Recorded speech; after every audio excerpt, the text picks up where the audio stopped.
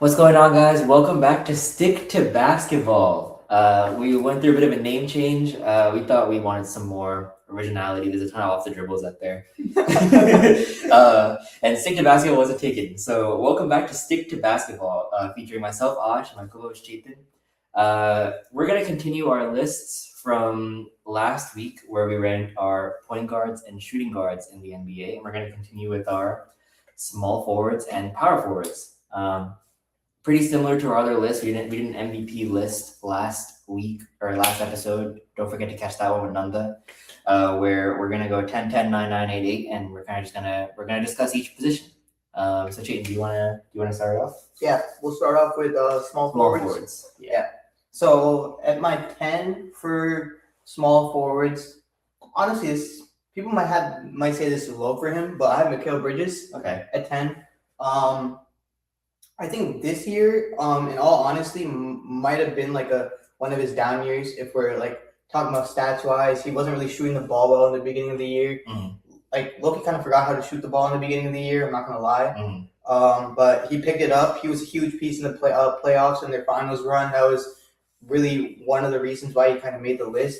I think if you asked me this question like 2 seasons ago, I would put him around like the 7-8 mark. I think he was a lot more efficient of a shooter back then, but I think that playoff run and finals run really put him up there, so I put him at 10. Yeah, I don't have him much higher. I have Dylan Brooks here at 10. Damn, he missed my list. Really impressive playoffs for him, honestly, against us, and a really impressive regular season. 20 points per game, gave you pretty decent splits.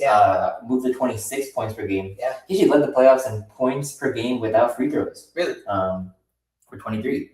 He did make a major leap this season. Yeah, major 100%. Leap, got a pretty good contract. 3 years, 7 years contract for his son's got a pretty good deal with that one. Average like 20 a game, but like still almost as aggressive defense on that side of the ball. Yeah. So he went from like kind of a gimmick player to like one of those like a really dependable second option. So yeah, I'm at 10. That's a good pick. I completely forgot about that. Number 9 for me is my most improved player of the year pick this upcoming year, Brandon Miller. I've always low-key been a huge fan of Brandon Miller's game. He's just never healthy for a consistent amount of time. Like last season, he had like a couple really, really good games where he dropped like 30 pretty consistently. He has a pretty good 3-point shot. He has length. He can like defend if he really wants to. There's going to be a lot of, I wouldn't say pressure on him. There's not really too much pressure on anybody in the Hornets organization after LaMelo leaving, because I don't really think people expect him to win. But he's going to have a lot more opportunities. So I think this is the season where he slowly goes up the rankings on this list. Yeah, he just missed my list, but great pick. I mean, yeah, most improved is definitely a great pick for him. I went Mikal Bridges here at 9, just a little bit higher than me. I agree. Didn't really have the best season. He probably should end up being higher, honestly, with his potential. But 14 points a game. I guess his role is not really to score. Yeah, he's still playing pretty good defense. He's giving you almost 40% from 3 in the regular season. That's pretty good. In the postseason, kind of dropped off just a little bit, but he came through when they needed him most. He won a ring. So yeah, I have Mikal Bridges here at 9. That's a good pick. At 8, I have Amen Thompson. Okay. You had him as shooting guard, right? Guard, yeah. So kind of like the same reason. I looked at his stats more, and honestly, like for not being that good of a shooter, 18 points per game, like you were saying last episode, like he's doing what he's able to do with his skill set right now. And I mean, the defense and the offense and kind of like the cutting and like all that, putting it together, like I think 8 is a good place for him. But if he really can hone in on that, even like a mid-range shot kind of thing, or even like a small little floater, something that just doesn't leave him as a cutter, I think he can potentially be a top 5 small forward. Yeah, I mean, I had him as the 5th best shooting guard. Yeah, so he's definitely betting big things this season for Amen Thompson. At 8, I have Cooper Flagg. Okay. I think he'll end up much higher on this list after the season. I just need to see a little more. And like last season, of course, 21 points a game, 5 assists, pretty decent splits. If you look at the second half of the season, he's closer to 26, 27 points per game. Yeah. I think that's where maybe you went under that with the whole season next year. I'm expecting somewhere like 25 points per game. Maybe potentially if they do pretty well, like an all-star berth for him. Yeah. Yeah, I mean, he can truly guard like 2 through 4. Like he's a pretty versatile defender. And alongside Kyrie Irving, alongside who did they pick in the draft? Morris Johnson. Yeah. I think that's going to be a pretty solid team in the West. Yeah. I have him at 7 actually, so Mhm. that's perfect. Mhm. You usually have him higher on rankings, or you're a little Yeah. higher on him with how he did the second half of last Yeah. season. But again, like I think he really showed the potential last year. Like in the first half, again, like there was no one else on that team except for him. So it was defenses kind of knew who they had to cover, and it was him. So getting those coverages his rookie year, I think that's honestly the best experience you can get your rookie year. That'll kind of transition him the fastest going into his second year. And like you said, you have Kyrie. I think you're going to see a bigger leap. Kind of like with Ant, you have LaMelo taking some pressure off. Like Kyrie comes in, he takes a lot of the pressure off. Coop gets easier looks. His numbers go up, more efficient. So I think we're going to see another huge step out of him. So I have him at 7. It's important that Kyrie didn't request out either. I mean, Dude, he's pretty much buys the project. Yeah. 100%. So we'll go to number 7, right? So number 7, I have Denny Avdia. Okay. Yeah, I mean, for as much as we hate his game, like 24 points a game, 7, like you can't deny the numbers, right? And he's not really the best shooter yet, but that doesn't matter. He's such a good finisher on the basket. He's able to draw fouls at will. Honestly, like he put the Blazers on his back this year, and a lot of times they had a lot of young pieces who weren't really playing to potential. Like Shaden Sharp's kind of hot and cold. Like Scoot Henderson hasn't really developed in the league yet. Klingon was out, but Denny was pretty much the rock that kept him in the most games, and he even took a playoff game against the Spurs in the finals. So I expect big things from Denny next year as well. Yeah, I have Denny at 6. Yeah. I think like everything you said. Again, a lot of people dislike his game, but I mean, when you average 24 points per game in the NBA, like you're a good basketball player at the end of the day. Like you do what you're supposed to do. After everything that happened in the beginning of the season with Chauncey Billups and like the betting scandal and everything, I don't think anybody really expected the Blazers to be a playoff team. I think people kind of expected them to like derail. Thiago Splitter did a great job. I think Denny also did a huge job playing like majority of their games, being a consistent like scoring option for them.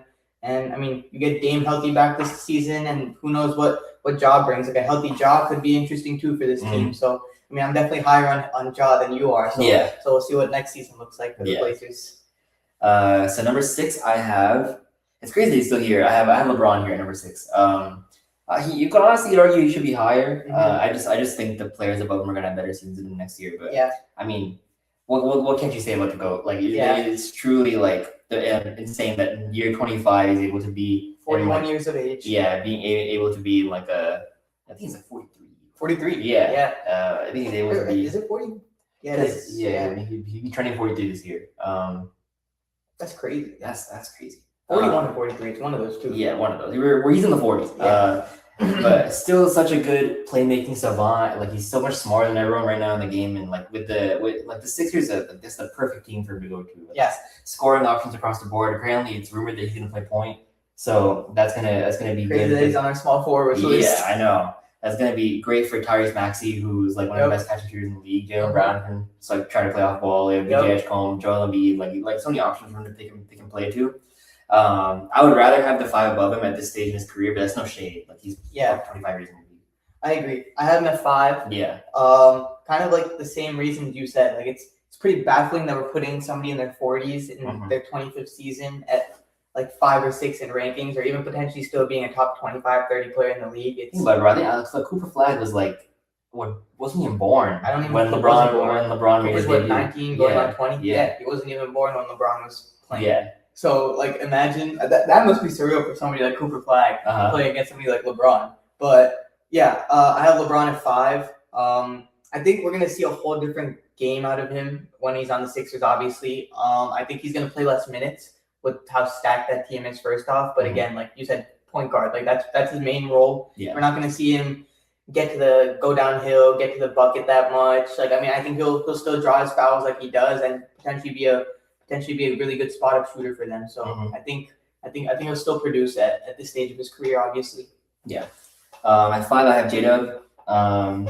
Like looking back on his season 2 years ago, all NBA third team, all defensive first team. Last season, obviously, wasn't able to stay healthy, but he's been in the lab with Shea's trainer, which is thank God, because he's like he'll finally loosen up those hamstrings. I just hope he can finally like stay healthy for a year, just so we can see what we saw 2 years ago. Yep. He's gonna be starting the season, which is good. But as a player, I mean, he's gonna be our best defensive player and our second best offensive player. That's how versatile he is. He can guard anyone. Like he's probably our best playmaker. If I'm honest, he's one of our go-to options in the clutch. Like he's everything to this team, and it's gonna be nice to finally see him play like hopefully a fully healthy season. Yeah. We're at 4 now. Right? Yeah. Yeah. At 4, I have J-Dub. Yeah. Just one spot higher than you. I think again, like he just needs to stay healthy this season, and will show again why he's like an All NBA defender, All NBA third team type of player, All Star again. I think he'll be an All Star this season if he's fully healthy. He averaged like 21 a game with like pretty impressive defense 2 years ago when his hamstring was good, when his wrist was good. So I think starting off the season like fresh. And how many games did he play in the playoffs at all? He played like one game against the Suns. He had like 20 in the first half. Then he got taken out. Yeah, I mean, like he barely played towards the end of the season. They tried to force him against the Spurs, and then that was bad. So you're gonna have like the freshest kind of J-Dub that you could potentially have. So I think that'll be good for him and his like mental health and mental state going into the beginning of the season. So I think we'll see a different player. Yeah. We're at 4, so I have Jalen Brown. You got Jalen Brown, your shooting guard list. Coming off a top 5 MVP finish. I mean, again, I'm not as high on him as many others are. Honestly, if you were to put me in a lie detector test, I'd probably still take LeBron and J-Dub over him. But you can't deny the MVP finish. You can't deny how effective he is as like a two-way player. He calls himself the best two-way player in the league. I disagree, but he's definitely up there. And it's gonna be interesting to see how he adapts in Philly. I mean, everyone has used all sorts of analytics to bring him down as like a talent, but I mean, he's averaged like 28 points a game. Yeah. I mean, you can't make the numbers up, right? Like analytics are analytics, but at the end of the day, the raw numbers still say he's one of the best players in the league. So yeah. Still, like, I mean, people hate on like his shot diet. I mean, it is a bad shot diet, but still shoots like 46-47% on the field. So makes most of the shots he takes. At 3, I think our top 3 is probably the same. Might be different order. Yeah. I don't know, but 3 I have Kawhi. Different order. Okay, different order. I think like looking at Kawhi's like last season, he averaged like 28 a game, played 65 or 66 games, something like that. Shot like 38% from 3.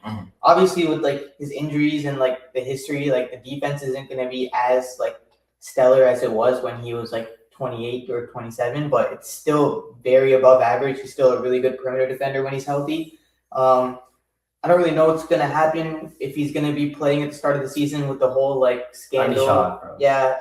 We'll see how many games he's suspended for, or like if the trade goes through, or like they said they found results, so I think we just got to keep waiting for that. But I mean, no matter what team he's on, he's still going to do what he does. He went to Toronto for 1 year and gave them a championship. So I think we know how good he is. Yeah, I'm a little higher, but I assume I have your second place here with Kevin Durant. Yeah. I mean, what can we say? Like this guy is like we speak about LeBron's longevity a lot, but this guy is like 26 points a game on 50, 40, 88. He's always in that 50, 40, 90 range. He's always still one of the best scorers in the league. Ronnie 2K to respect him again. 97 mid range is crazy. It's gotta be 99. Gotta be 99. Like him and Shea are the same mid range. Yeah. He's a savant. It's crazy that he's still at this level. He's like near 38 years old. Like it's crazy with the. But I have. I'll just do my number 2 as well. I have Kawhi just a little bit higher, just because of what.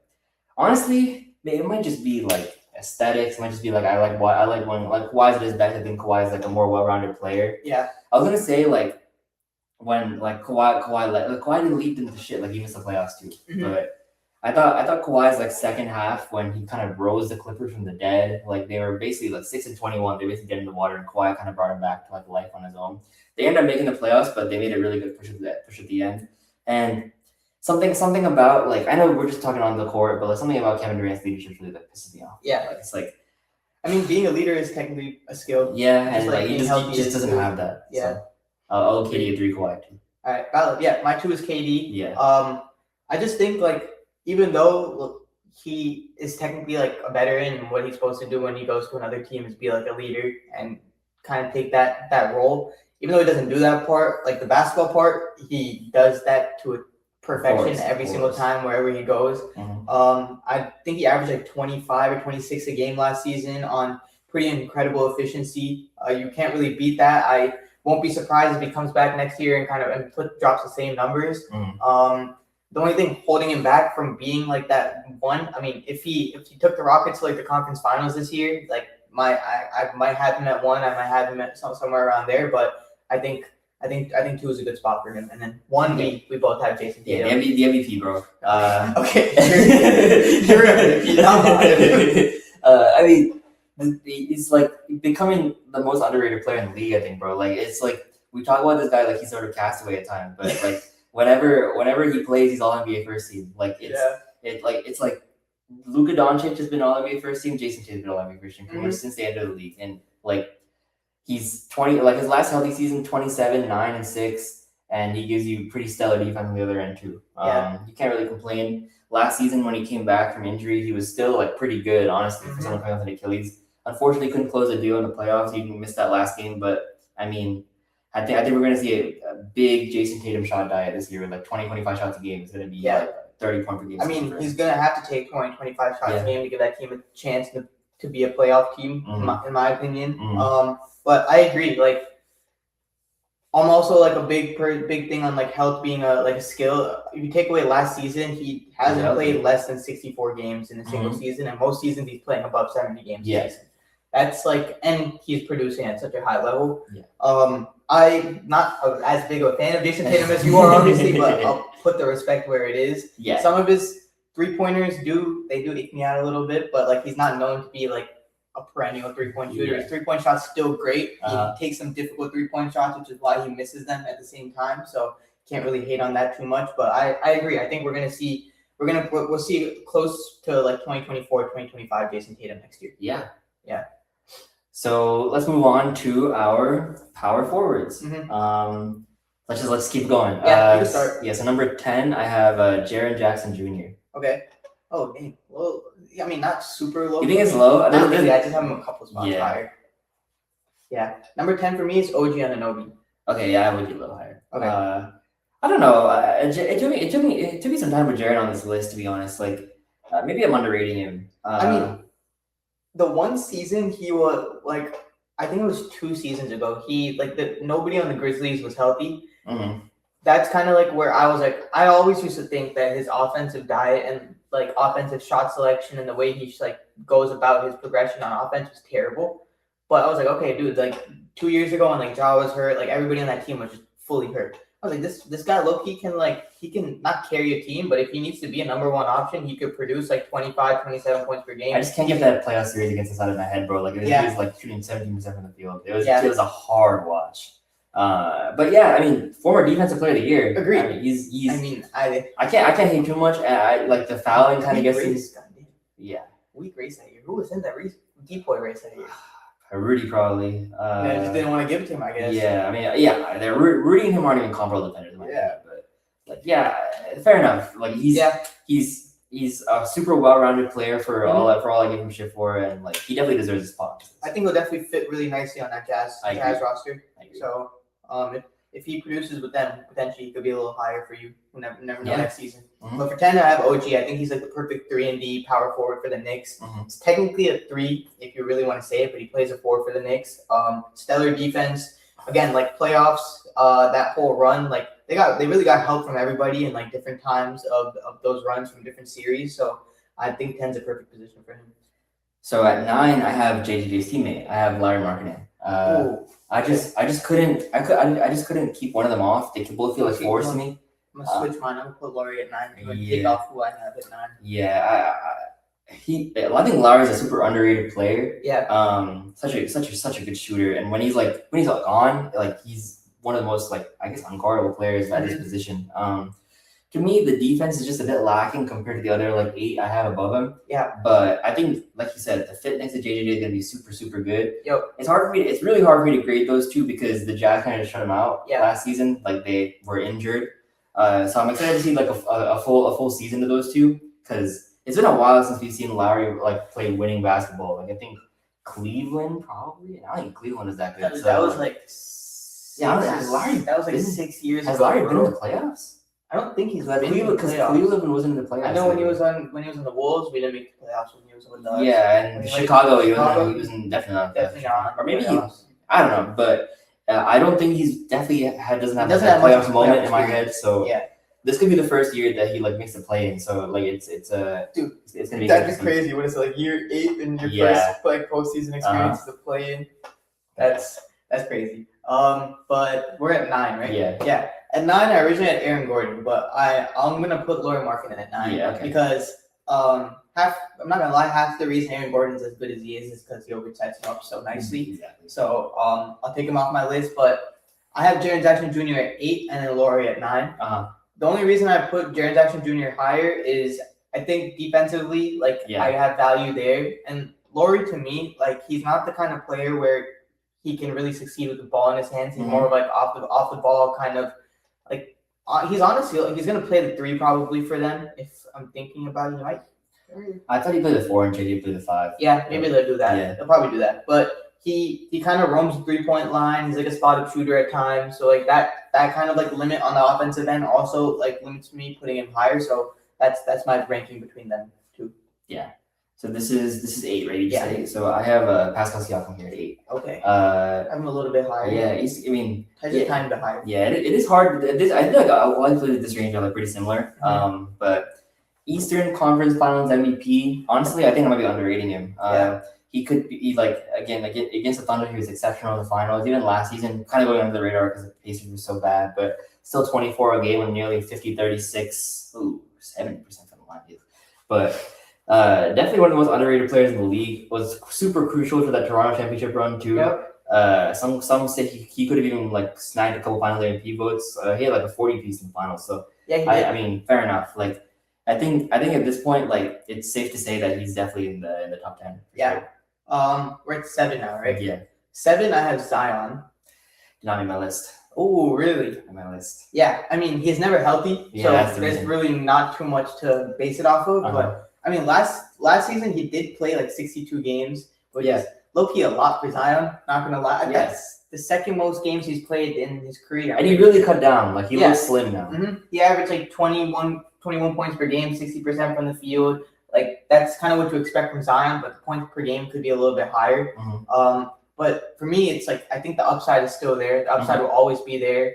The injuries are obviously there, but it's nothing super career ending where or season ending. It's a bunch of just hamstring injuries or knee injuries, things like that. No ACL, nothing like that. So I really feel if the Pelicans could maybe start the season off competitive, we'll see Zion a little bit more, but the chances of that happening are slim probably. Yeah. This is 7. I have OG Anunoby here at 7. Okay. I think that finals run just stuck in my head. He was exceptional, bro. And through the first 3 games, you could have argued he was probably the finals MVP of that. He really kept him afloat some games. And bro, the most iconic play of the finals, the putback he had was insane. Still, honestly, one of the best defense players in the league and one of the best corner 3-point shooters in the league. Super valuable to have. Maybe as a focal point of an offense, I wouldn't have him over maybe Siakam or maybe as a defensive piece over JJJ. But I think I would take him on my team over those 3 guys just because of how valuable he is in both ends of the court. Yeah, we're at 6 now, right? You're at 6, yeah. Okay, at 6 I have Paolo at 6. People watching might think Paolo's a top 3, top 4 power forward. I think last season, he had ups and downs last season. Great playoffs, but the regular season was not close to what you expected it to be. TB no J. Yeah, even the season before, I think he started off the season before really, really well. Then he got hurt, and then when he came back, he kind of didn't produce the same. So he kind of never leveled up to the upside that he was potentially going to become. And also the Magic were the 8 seed last year with the roster that they had. It was a miracle 8 seed. Yeah, it was crazy 8 seed. They really had to turn their season around towards that, the last couple weeks of the season, second half of the season. So I mean, if he played decent enough, I think they would have been higher than the 8 seed. So it starts with him with that team. He's the number 1 option. Would definitely like to see him kind of improve his game on the mid-range and 3-point level, but I think he's still good enough of a player to put at 6. Yeah, same. I follow here as well. I guess this podcast isn't the best place to go if you're a Magic fan, but he's still a really, really solid offensive player at his best. I just think he's super inconsistent, and the players on this list that are above him, I mean, I guess you could argue my 5 might not be as consistent as him either, but I just think I've seen higher highs. But I'll say my 5. I have Jalen Johnson at 5. I have Jalen Johnson a lot higher. A lot higher? Yeah. Damn, really? That's not a lot higher. That's tough. But I have Jalen Johnson here just because insane regular season, just complete no show in the playoffs. Just like it was like CJ McCollum should not be taking over playoff games and like when you give that level of all-star there. So I just need to see it again. Whereas I guess Paolo was kind of reversed for a terrible regular season, but like when the playoffs came around, he was just unconscious at times. But I think I'll take Jalen Johnson sort of well-rounded game as like a playmaker, rebounder, kind of defender over Paolo. Sort of like Paolo at this point is we can say is a bit one-dimensional. I don't really value him as like some sort of insane defensive player at this stage. So I'll take Jalen Johnson a bit over Paolo. That's a good pick. I just have a couple. It's not like super that much higher, but a couple spots higher. 5 for me. I have Siakam. Okay. I think Siakam is like the epitome of like consistent. Yeah. When like your number one option isn't producing, he's like there to just give you like 20 to 25 a game. He has a pretty smooth jumper. I think like that's not talked about enough. He gets to the line pretty frequently, but he shoots 70% from the line, which is it's okay. It's kind of average. Last season, like the Pacers were terrible. He played 62 games still with them basically being a lottery team the whole season. He averaged 24 a game, shooting like 50% from the field. So those are great numbers with that team surrounding him. Again, like you said, huge reason that they made it to the finals. Great finals, like during that series, great games all throughout. So I think 5's like a good place for him. Yeah, people lauded Halliburton's like playoff run, and he said it incredibly clutch. But there's reasons Siakam won the MVP. Like, he's super consistent throughout. So we're at 4. At 4, I have Evan Mobley. I also have Mobley at 4. Yeah. I wish he was higher, man. He's a big Mobley fan, man. Yeah, and now it's a bit tough to support him, but I think this. I really hope this season that he puts it together, bro. What is this? The second time you said that? 4th round. Evan Mobley is my intro into like basketball media. Like I was really high out of USC. I really wanted Thunder to draft him. I mean, bro, when you look at him, he's a 7'1", like really long defender who has a shot. Yeah, like you would think he's Chet, really. Like at the very least, just not aggressive. Yeah, to be honest. Honestly, same problem as Chet. To be honest, but he just hasn't been able to figure it out. The sort of fit with Mitchell and Harden. And I honestly think the Cavs have been wrong by him.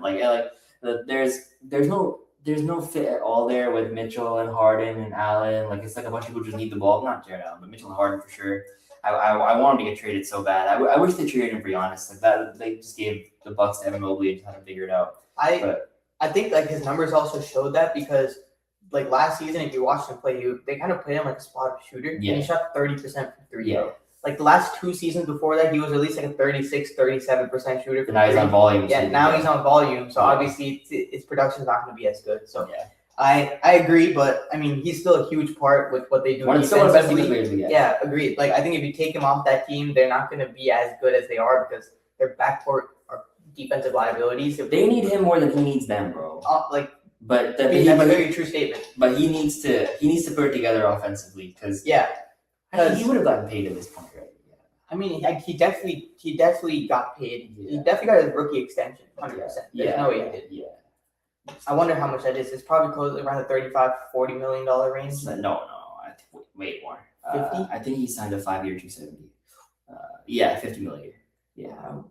Yeah, I mean, this is like literally the season where he got it. This is probably the second year of that contract. Yeah, because I think it might be the first year because Giddey signed a 5-year $125. So this is probably his first year of that contract. Yeah. I mean, you got to produce then. Yeah. Got a $50 million contract. You better not be dropping 18 points per game and shooting 30% from 3. Get James Harden off that team, bro. Just can't let Evan Mobley get the ball. Yeah. But yeah, my 3 is Jalen Johnson. Okay, so I think you're missing someone in my top 3 then. Okay. Oh, maybe you don't mix it in with 4. I don't know. Because 3 I had Anthony Davis. Oh, yeah. I forgot about it. Damn. I thought it was like you're Jalen Johnson high. You're Anthony Davis. That's on me. But I'm a pretty big AD advocate too when he's playing basketball, but he just hasn't been playing basketball, so I forgot he existed. Yeah. I put him at the 4 because Alex started with the 5. Yeah. This is still, bro, like whenever AD plays, it's insane. He's still like really, really good. And I think, he says we can play all 82. That's what he said. Yeah. We're going to see. If we can get 60 out of him, I'm fine with it. So, if you get 60 out of him, that could be a playoff team in my opinion. 100%. So I mean, fuck, bro. That's on me, bro. I should have had 80. Yeah. That's a huge miss on my part. Uh-huh. We're putting Jalen Johnson at 3 kind of feels kind of whack, but I'm a huge fan of Jalen Johnson. You are too. The pod is a big Jalen Johnson fan. He didn't have a great playoffs. Big Hawks fans here. Yeah, I mean, huge Hawks fan over here.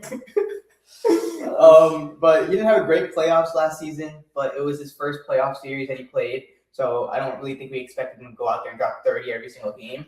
But he took major strides in the regular season, especially from the season before when he got hurt. I really thought he was going to win Most Improved Player that year. But like the three-point shots coming through defensively, like he's everywhere, and he's low-key like a triple-double threat like every night. He doesn't get a triple-double every night, but like the numbers are always staggering around there. So going to be a huge reason as to why the Hawks could potentially be a decently high seed in the East, maybe. Yeah, let me just sort of talk a little more about AD. It's a shame because he's played 70 games combined in the last 2 years. But I mean, last like decently healthy year, 51 games played, 25 points a game, 12 rebounds. I mean, it's great numbers, bro. He hasn't been able to put it together from 3. I think he's a better shooter than his percentages, but he just takes so many of them. But he's going to fit really well alongside Alex Sarr. Alex Sarr can shoot a little bit. Yeah, apparently a better shot blocker than Chet. That's crazy. But that's a pretty good defensive front court with AJ too. Is a pretty willing defender. You get Trae Young to kind of get to hide Trae Young's defensive liabilitiness and get Trae Young's playmaking with AD too. Be kind of sick. Yeah, and when they put Bilal on the court too, and they had like them three on the court together. You put Keyshawn George at the 1 where you get that's a nice defensive lineup. Yeah. So yeah, I'm pretty excited for the Wizards this year. I'll definitely be checking them out on League Pass. But at 2, I have Scotty Barnes. I also have Scotty at 2. Yeah, 2 and 1 should be unanimous. These honestly, you could argue these are some of the 2 best defensive players in the league. Like like Scotty Barnes is the Raptors' de facto point guard, but also is going to guard their best player. Yep. Like there are very very few people in the league, including number 1, who kind of take on that responsibility. Yeah. And I'm excited to see him and Kawhi because if it happens, because hopefully that happens, bro. Because they have some defensive wings on that team. Colin Murray-Boyles is tremendous defensively. Him, Scotty Barnes, Kawhi. So it'll be a great team. Yeah, and you already said you might have them as the best team in the East next year if they get Kawhi. I mean, dude, if they get Kawhi, I think that's such a well-balanced team.